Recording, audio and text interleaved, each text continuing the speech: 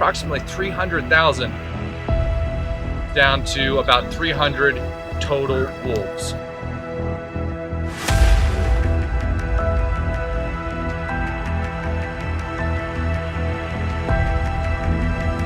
This is a priority worth fighting for.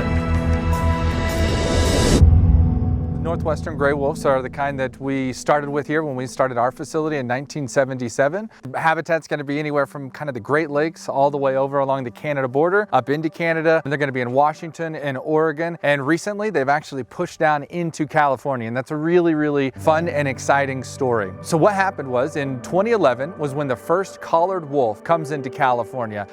Its stud book number, it was OR7, so it was the 7th wolf collared in the Oregon sort of collaring and tagging program.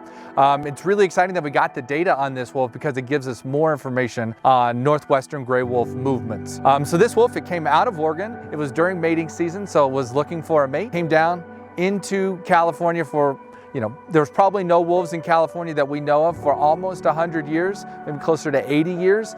And then this wolf did, so it was a really big event. And so a lot of the wolf communities really galvanized behind OR7 coming down into California. But unfortunately, the wolf doesn't know that, right? The wolf came down to find a mate, and there were no Northwestern gray wolves in California at the time that we know of. This was the only one. So it didn't find love when it came down. It hung around Northern California for quite a while, and then it went back up. Luckily for OR7, or what we call Journey, he did find a mate eventually, and he did have puppies. A couple breeding seasons later, some of those puppies eventually did push back down, and now they have established packs in Northern California. Today, there are 6 packs that we know of that are established in Northern California, which is really exciting. And most of those are somehow related to OR7 or packs nearby. Recently, within probably I think September of 2023, another pack was recently discovered here in California as well.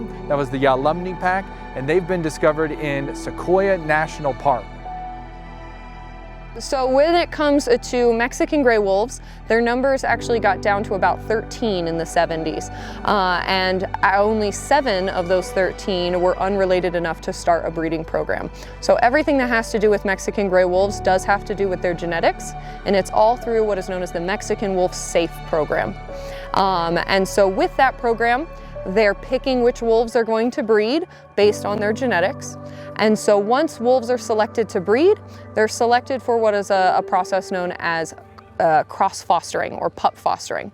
And so what that means is we're going to be placing captive born puppies into wild wolf dens, and they're raised by the wild wolf pack. And then those wolf puppies from captivity with those genetics that are really important for the wild are raised by wild successful wolves. We know those wolves are staying away from people. They're learning how to hunt properly. And so it's a good win-win situation for those puppies. It starts with the wolves being a symbol of all things wild and all things untamable and all things outside of humans' control. And humans don't like that. So before European settlers came over to the United States, there were approximately 300,000 wolves roaming the lower 48. In the 1970s, that gets down to about 300 total wolves. And so whereas the wolf started as a symbol for a wildness that can't be controlled, I think today the wolf can be a really good symbol for conservation done right. I think the end goal is utter coexistence. So us being able to work together, us as a conservation facility, that we don't have to intervene, that the wolves have reached numbers where genetically speaking, they're really healthy, they're doing well out in the wild.